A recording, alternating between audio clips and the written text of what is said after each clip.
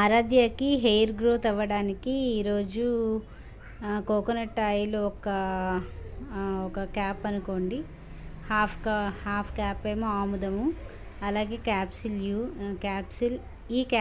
అంటే vitamin E capsule, ఈ 3 కలిపి ఆరాధ్య హెయిర్కి అయితే పెడుతున్నాను అండి. ఆయిల్ను 2 వేడి చేసేసి, ఆయిల్ను ఆముదం వేడి చేసి దానిలో ఈ విటమిన్ క్యాప్సిల్ కలిపి పెడితే హెయిర్ గ్రోత్ బాగా ఉంటుంది అని ఎప్పటి నుంచో అనుకుంటున్నాను. ఈరోజు కుదిరింది అనమాట.